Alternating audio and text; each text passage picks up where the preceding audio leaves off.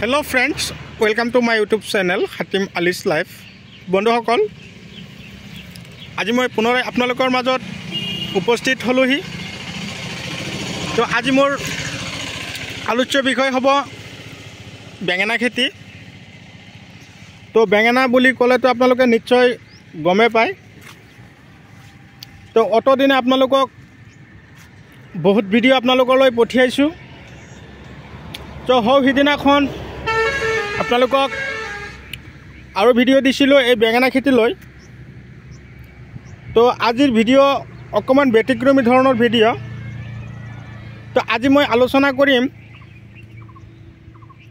আমাৰ লোকেলৰ মাজত পৰা এক ধৰণৰ বেঙেনা খেতি, যাক আমি হাইব্ৰিড বেঙেনাতকৈও বেছি উন্নত ধৰণৰ দেখা পাই আছোঁ।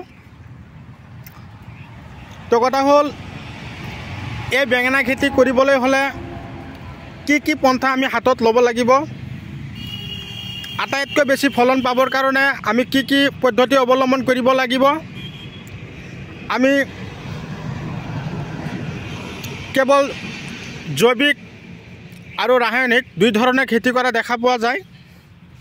তো কথা হ'ল আজি মই আলোচনা কৰিম বেঙেনা খেতি প্ৰথম অৱস্থাত কেনেকৈ কৰা হয় আৰু কি ঔষধ কি সাৰ খেতিত দিয়া হয়, কি ধৰণৰ মাটিত বেঙেনা খেতি কৰিলে আটাইতকৈ বেছি ফলনদায়ক, আৰু অলপ দিনৰ ভিতৰত আমি কেনেকৈ গছত বেঙেনা উঠাব পাৰি, আৰু মাটিৰ অম্লতা বেছি থাকিলে বেঙেনা খেতিৰ কাৰণে কি ভাল হয় আৰু কি বেয়া হয়, এটো জেড কথা মই আজি ভিডিঅ'ৰ মাজেদি আপোনালোকৰ লগত আলোচনা কৰিব গৈ আছোঁ।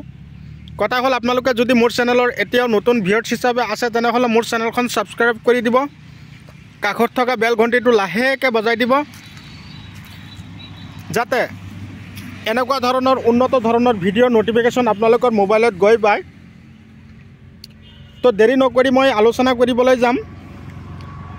মই এটা কথাই বুজি নাপাওঁ, আমাৰ অসমীয়া মানুহখিনিক মই এটা কথাই আপোনালোকক কৈ থাকোঁ যে খেতি কৰাৰ আগমুহূৰ্তত আপোনালোকে ভয় কিয় খায়। আপোনালোকে পাৰিলে ভয় নাখাব। কোনটোৰ ক্ষেত্ৰত ভয় খায় আপোনালোকে, যে বিধান, যিটো আমি বিধান খেতিত লগাওঁ, এই খেতিটো যে কৰা হৈছে, এই খেতিটো কৰাৰ আগমুহূৰ্তত ধৰক এই বেঙেনাৰ বীজখিনি নিশ্চয় ক্ৰয় কৰিছোঁ। বীজখিনি ক্ৰয় কৰাৰ পিছত যেতিয়া নাৰ্চাৰী বনাইছিলোঁ, যেতিয়া নাৰ্চাৰীত গছখিনি গজিছিল বা পুলিখিনি গজিছিল, পুলিখিনি যেতিয়া আমি ডাঙৰ দীঘল কৰিলোঁ, তেতিয়া আমি এটাই সচেতন হ'ব লাগিব যে যদি বিধান আমাৰ ঠিক নহয় খেতিও ঠিক নহ'ব। যি মূলা বাঢ়িব তাৰ দুপাততে চিন, এটা কথা আপোনালোকে নিশ্চয় অৱগত।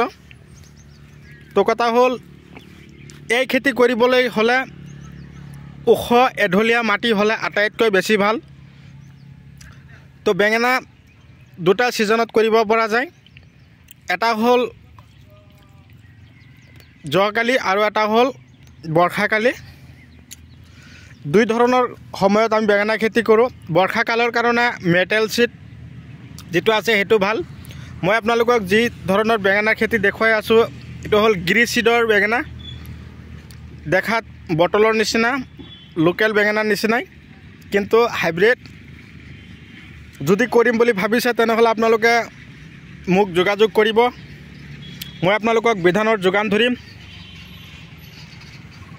মই আজিও ডেলিভাৰী দিব গৈ আছোঁ। আজি মই বেঙেনাৰ গুটি, জলকীয়াৰ গুটি, ইফকো লিকুইড 95 দানা এইবিলাক লৈ মই ডেলিভাৰী দিব গৈ আছোঁ। আজি যাব ধেমাজিলৈ। তো কথা হ'ল আপোনালোকে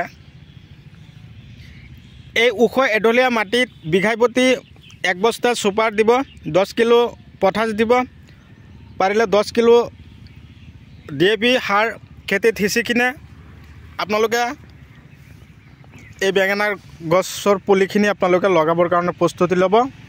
এটা গছৰ পৰা আৰু এটা গছৰ দূৰত্ব ৰাখিব 2 হাত, শাৰীৰ পৰা শাৰীৰ দূৰত্ব 2 হাত ৰাখি আপোনালোকে এই বেঙেনা পুলিখিনি ৰুব। লগোৱাৰ পৰা ধৰক 2 মাহ মোটামুটি 55-60 দিনৰ ভিতৰত আপোনালোকৰ গছত এনেকুৱা ধৰণৰ বেঙেনা লাগিবলৈ আৰম্ভ কৰিব।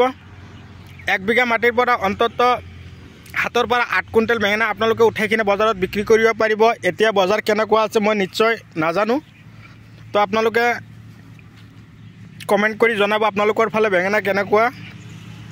এটা গছতে ধৰক অন্তত 8টা-10টাকৈ বেঙেনা লাগি আছে এতিয়া, খেতি নতুন।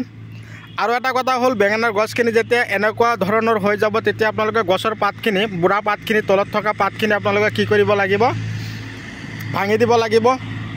আৰু বেঙেনা খেতিৰ কাৰণে মই আপোনালোকক যিটো বিষ পয়জন আছে, পয়জনটো আপোনালোকৰ নামটো মই কৈ দিছোঁ। আপোনালোকে কি কৰিব, পয়জনটো আগতীয়াকৈ ৰেডি কৰি ৰাখিব।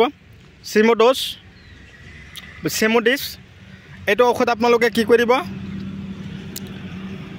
ক্ৰয় কৰিব আৰু 15 দিন পিছে পিছে স্প্ৰে কৰিব। আৰু তাৰ মাজত আপোনালোকে স্প্ৰে কৰিব দৰকাৰ নাই। এনেকুৱা ধৰণৰ পন্থা আপোনালোকে হাতত ল'ব।